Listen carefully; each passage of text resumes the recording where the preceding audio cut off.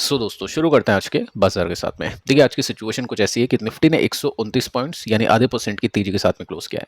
Nifty अभी 24,800 के आसपास बंद हो चुका है, यानी 24,500 से ऊपर है और 25,000 के नीचे है। एक रेंज जो निफ्टी के अभी के समय बनी हुई है।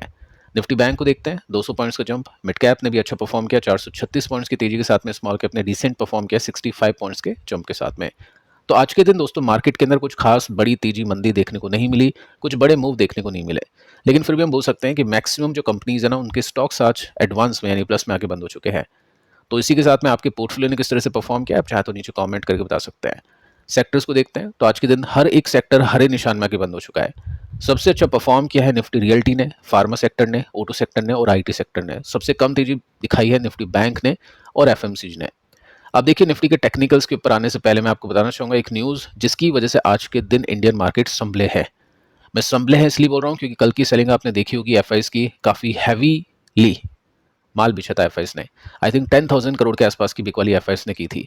और कल की कैंडल भी आपने देखी है निफ्टी की, काफ़ी बड़ी गिरावट के साथ में निफ्टी ने क्लोज किया। लेकिन आज के दिन मार्केट संभलता है। और इसके साथ में मैं आपको ये बताना चाहूँगा कि यूएस का मार्केट नहीं संभला। यूएस के मार्केट की ओपनिंग अगर मैं आपको दिखाऊं तो इसमें आप नोट कर सकते हैं डाउ जोन्स अभी नीचे खुला है, तकरीबन 336 पॉइंट्स नीचे है, 1% के आसपास का डिप है। अभी ये ऊपर आया होगा लेकिन ओपनिंग अभी इसकी वीक है। साथ में अगर मैं नेस्डे की बात करूं तो इसकी भी ओपनिंग काफ़ी वीक थी। तो इंडियन मार्केट को क्या हुआ कि इंडियन मार्केट गिरे नहीं और यूएस के मार्केट नीचे गए। तो देखिए इसके पीछे का रीज़न है मूडी। मूडी ने यूएस का मूड खराब कर दिया क्योंकि मूडी की जो रेटिंग थी यूएस के अगेंस्ट में थी। यूएस को डाउनग्रेड किया है मूडी ने। लेकिन इंडिया के ऊपर जो मूडी ने बोला है वो काफ़ी अच्छा है। मूडी बोल चुका है दोस्तों कि टैरिफ इम्पैक्ट नहीं करेगा इंडिया की ग्रोथ को, इतना कुछ खास इम्पैक्ट नहीं करेगा। ऐसा क्यों? क्योंकि मोदी को ऐसा लग रहा है कि इंडिया भी काफ़ी अच्छे प्लेस पर है यूएस टैरिफ को लेकर, यूएस के जो ट्रेड डील को लेकर। क्योंकि इंडिया की जो ग्रोथ है ना वो अपने अंदर से आती है। इंडिया को बाहर की इतनी कुछ खास रिक्वायरमेंट नहीं है। मेक इन इंडिया की वजह से इंडिया का जो मैक्सिमम जो काम है वो इंडिया के अंदर से ही आता है। ज़्यादा कुछ खास इंपोर्ट करने की अपने को नीड नहीं है। लेकिन फिर भी दोस्तों मैं आपको बताना चाहूँगा इंडिया अभी भी काफ़ी कुछ खास इंपोर्ट करता है। इंडिया की इकोनॉमी कोई छोटी मोटी इकोनॉमी नहीं है जो सब कुछ अपने अंदर से ही भरपाई हो जाएगी। तो ये चीज़ आपको थोड़ी सी ध्यान में रखनी है। बाकी आप देख सकते हैं मोदी ने बोला है कि इंटरनल ग्रोथ इंडिया की बहुत अच्छी है और उसी की वजह से यहाँ पे इंडिया को कुछ खास इम्पैक्ट नहीं करेगा। ट्रेड डील अच्छी हो सकती है। सेकंड, अभी इन्वेस्टमेंट इंडिया के अंदर काफ़ी अच्छा बढ़ रहा है और ग्लोबल जो चिंताएं चल रही ना उसके अगेंस्ट में, मतलब इंडिया के अगेंस्ट में हो सकता है वो कुछ खास इम्पैक्ट नहीं डाल पाए। तो ऐसा दोस्तों कहना है मोदी का। आपका क्या लगता है इसको, मोदी ने बिल्कुल सही बोला है या फिर गलत बोला है? चाहे तो आप कमेंट करके बता सकते हैं। बाकी दोस्तों निफ्टी के टेक्निकल्स को देखते हैं। टेक्निकल्स को देखें तो यहाँ पे आपको दिखाई देगा एक अच्छा सा ब्रेकआउट रिवर्सल। रेसिस्टेंस अभी थोड़ा सा ऊपर है, 26,300 400 के आसपास का रेसिस्टेंस है, जो कि देखते हैं अचीव होता है या नहीं होता है। ब्रेकआउट करने के बाद में ये पैटर्न अभी निफ्टी का बना हुआ है। इस रेंज में अभी निफ्टी बंद है। अब ये रेंज आपको पता ही है ये क्या है, 24,500 से लेकर 25,000 के बीच में ये रेंज बाउंड अभी निफ्टी हुआ है। देखो यहाँ पे पहले भी निफ्टी रेंज बाउंड हुआ था, उसके बाद में क्या हुआ, ब्रेकआउट हुआ। अब यहाँ पे निफ्टी एक रेंज बाउंड ट्रेड दिखा रहा है। देखते हैं आगे चल के ब्रेकआउट होता है या फिर नहीं। कल का जो लो था उसके नीचे निफ्टी ने जाके ना ही क्लोजिंग दी और ना ही उसके नीचे जाके परफॉर्म किया, विच इज़ गुड। ये अच्छी बात है। तो जब तक निफ्टी इस बॉक्स में बंद है, ये फ्लैग काइंड ऑफ पैटर्न बना हुआ है, जब तक ठीक है। और जैसे ही कुछ ब्रेकडाउन या ब्रेकआउट होते हैं उसके हिसाब से निफ्टी परफॉर्म कर सकता है। अब दोस्तों बात करते हैं एक इंपॉर्टेंट सेक्टर के ऊपर जिसके स्टॉक ने आज के दिन अच्छा परफॉर्म किया और आगे चल के भी अच्छे परफॉर्मेंस की एक्सपेक्टेशंस यहाँ पे की जा सकती है डेटा को देखने के बाद में। सेक्टर का नाम है डिफेंस सेक्टर। देखो यहाँ पे एक न्यूज़ आती है कि मेक इन इंडिया ये पूरी दुनिया के लिए है। इंडिया टारगेट कर रहा है डिफेंस एक्सपोर्ट बढ़ाने के लिए, जो कि होगा 30,000 करोड़ का फाइनेंशियल ईयर 26 में। अब इसी के लिए यहाँ पे काफ़ी सारी मतलब एक न्यूज़ आपको सुनने को मिलेगी। थोड़ा सा आगे चल के अपन देखते हैं। सबसे पहले आप देखोगे हिस्ट्री का डेटा, तो इंडिया अभी 100 कंट्रीज़ में एक्सपोर्ट करता है। इसका एक्सपोर्ट बढ़ चुका है 34 टाइम्स, 34 गुना पिछले 11 साल में। फाइनेंशियल ईयर 14 में 686 करोड़ का एक्सपोर्ट इंडिया करता था, जो कि 25 के अंदर 23,622 करोड़ का एक्सपोर्ट इंडिया अभी के समय कर रहा है। इसके साथ में आगे चलते हैं। एक्सपर्ट्स को ऐसा लगता है कि जिस तरह के अभी ऑर्डर्स आ रहे हैं इंडिया के पास में, जिस तरह की बातें हो रही है, अभी मैं ईयू यूनियन की भी बात करते हैं आगे चल के, तो हो सकता है कि आगे चल के एक्सपोर्ट के ऑर्डर्स बढ़ सकते हैं। ज़्यादा पेस के साथ में बढ़ेंगे जितना अभी हम करेंटली ग्रो कर रहे हैं। जो भी ग्रोथ है तकरीबन 12% के आसपास की ग्रोथ है, उससे ज़्यादा की ग्रोथ टोटल सेक्टर में आ सकती है और उसकी वजह से कंपनीज को काफ़ी अच्छा फायदा हो सकता है। साथ में दोस्तों आप नोट कर सकते हैं एक बड़ी खबर आज के दिन देखने को मिली है जिसकी वजह से डिफेंस कंपनीज के स्टॉक्स में तेजी भी बनी है। न्यूज़ ये है कि यूरोपियन यूनियन अग्री कर चुकी है क्रिएट करने के लिए 150 बिलियन यूरोस का फंड टू परचेज वेपन्स। हथियार खरीदने के लिए 150 बिलियन यूरोस का फंड क्रिएट होगा, उसके लिए अग्री कर चुकी है यूरोपियन यूनियन। तो अब क्या होगा, फंड परचेज करेगी, तो फंड का मतलब फंड से वेपन्स को परचेज करेगी। वेपन कहाँ से परचेज हो सकते हैं, काफ़ी सारी कंट्री से, यूएस से, इंडिया से, इनके खुद की भी डोमेस्टिक काफ़ी सारे यूनिट्स हैं वहाँ से। तो ये भी एक अच्छा एक रोल प्ले करी है न्यूज़ डिफेंस कंपनीज के स्टॉक्स को ऊपर लेकर जाने के लिए।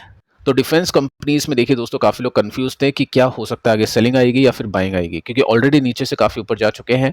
डिफेंस का इंडेक्स भी अभी 50% के साथ में बढ़ चुका है नीचे से। तो अब क्या हो सकता है, क्योंकि निफ्टी को तो बीट किया है, निफ्टी को तो काफ़ी आउटशाइन आउट परफॉर्म किया है। तो देखिए एकदम से सेलिंग आई थी अभी 2-3 दिन पहले। मैंने आपको कहा था कि कुछ एग्जिट्स यहाँ पे चल रहे हैं, कुछ प्रॉफिट टेकिंग यहाँ पे चल रही है, लेकिन जो चार्ट है, पैटर्न है, जब तक कुछ इंपॉर्टेंट ब्रेकडाउन्स नहीं होते हैं, जब तक पॉजिटिव है। क्योंकि बीच बीच में सेलिंग आती है, बाइंग आती है, तो कुछ मेजर ब्रेकडाउन्स जब तक नहीं होते हैं, जब तक उसको पॉजिटिव ही कहा जाता है। सो आज के दिन एचएल ने कैसे परफॉर्म किया, 3% के आसपास का जंप दिखाया है। अब देखिए डायरेक्शन इसका भी तेज है, अभी ऑल टाइम हाई की तरफ बढ़ने की कोशिश कर रहा है। गैप अभी इसका थोड़ा सा बाकी है, लेट्स सी कि फिल हो पाता है या फिर नहीं। यहाँ पे एक कंफर्मेशन मिलता है चार्ट के अंदर और उसके बाद में कुछ तेजी बनती है। सो यहाँ पे भी गैप बाकी है। थोड़ा सा और आगे चल के देखते हैं किस पैटर्न के साथ में स्टॉक परफॉर्म कर रहा है। तो स्टॉक अभी असेंडिंग चैनल के हिसाब से परफॉर्म कर रहा है, जो कि काफ़ी अच्छा है। साथ में दोस्तों एक न्यूज़ मैं आपको देना चाहूँगा कि जेफरीज को ऐसा लगता है कि ये स्टॉक 23% की तेजी आपको दिखा सकता है। तो एचएल में अच्छी तेजी देखने को मिली है। इसके बाद में बीडीएल 4 to 5% के आसपास का उछाल आज इसके स्टॉक में देखने को मिला है। सो यहाँ पे दोस्तों अगर आप नोट करोगे तो एक राउंडिंग बॉटम पैटर्न बन चुका है काफ़ी अच्छा। ये 100% की जो तेजी है वो इसके स्टॉक ने दी थी, मतलब काफ़ी अच्छा ये रन अप दे चुका है डब्ल्यू पैटर्न के साथ में। अब यहाँ पे ब्रेकआउट हो चुका है, तो क्वेश्चन ये बनता है कि क्या ये ब्रेकआउट आगे चल के तेजी ला सकता है क्या, क्योंकि पिछले ब्रेकआउट्स को देखें तो यहाँ पे एक ब्रेकआउट अच्छी तेजी, यहाँ पे एक ब्रेकआउट अच्छी तेजी, ब्रेकआउट्स के बाद में तेजी बनी है। तो आपको ये देखना पड़ेगा कि वॉल्यूम कैसे है और साथ में स्टॉक अपने इस लेवल को तोड़ रहा है या फिर नहीं। तो सबसे पहले आप देख सकते हैं कि यहाँ पे एक अच्छा सपोर्ट बना है 1750 पर, तो स्टॉक अपने लेवल को नहीं तोड़ रहा है। और साथ में मैं आपको वॉल्यूम दिखाऊं तो वॉल्यूम भी इसमें काफ़ी अच्छे देखने को मिल रहा है। अगर इसकी यहाँ पे लो वॉल्यूम भी देखें तो पिछली वॉल्यूम की जो बार है, जो कैंडल है, उससे हाई है, विच इज़ ग्रेट। तो ट्रेडर लोग क्या करते हैं, मैं आपको जस्ट सिखा सकता हूँ, ऐसा नहीं दोस्तों वीडियो को देखकर आपको कुछ भी स्टॉक खरीदना है, वीडियो को देखकर आपको कुछ नहीं खरीदना है, कुछ नहीं बेचना है, जस्ट मैं आपको यहाँ पे सिखा रहा हूँ, कोई कॉल टिप रिकमेंडेशन नहीं है। अब देखो जब भी ब्रेकआउट होता है तो ट्रेडर ये देखता है कि ब्रेकआउट होने के बाद में सपोर्ट कहाँ पे है। सपोर्ट बनता है 1750 का, तो मान लो ट्रेडर अभी CMP करंट मार्केट प्राइस पे खरीदता है, तो वो अपने स्टॉप लॉस को रख देगा 1740 या 1730, जैसी भी उसकी मर्जी हो। इसको अगर तोड़ देता है तो वो भी जो भी अपना छोटा मोटा लॉसेस हो गए वो बुक करके निकल जाएगा। अगर ये नहीं तोड़ता है तो वो ट्रेड आगे बना के रखेगा, होल्ड करके रखेगा, ताकि स्टॉक ऊपर जाए तो उसका फायदा मिले। तो इस तरह से काम होता है। GRSE 4% का जंप है, इसने भी काफ़ी अच्छा परफॉर्म किया। पिछले कुछ दिनों में एक बार गिरा था स्टॉक, बट ऐसा कुछ भी ब्रेकडाउन देखने को नहीं मिला।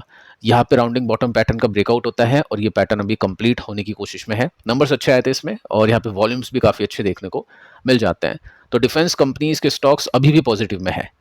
ठीक है, आगे चल के देखते हैं। सोलार इंडस्ट्रीज, इसने बहुत अच्छा परफॉर्म किया, 5% का जंप दिखाया है और इसके पीछे का रीजन है इसके नंबर्स अच्छे आए हैं। देखो नंबर्स इसके कल 3 बजे के आसपास आए थे, स्टॉक 1% की गिरावट को देकर बंद हुआ था क्योंकि मार्केट नीचे था।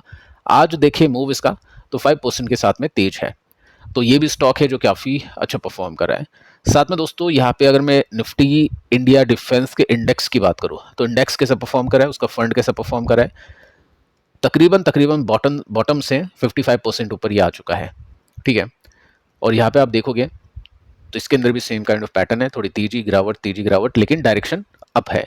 तो डिफेंस कंपनीज में जो भी अभी देखना चाहते हैं या फिर जो भी समझना चाहते हैं कि अभी पैटर्न कैसे बना हुआ है, क्या ये सेक्टर भी बैरिश हो चुका है तेजी के बाद में, तो ऐसा नहीं है, सेक्टर अभी भी बुलिश है और न्यूज़ भी काफ़ी अच्छी सुनने को मिल रही है। तो फिलहाल दोस्तों इस वीडियो में इतना ही। पिछले दोनों वीडियोस को भी आप देख लेना जो कि कल मैंने आपको दिए थे। मिलते हैं नेक्स्ट वीडियो में, तब तक के लिए बाय बाय।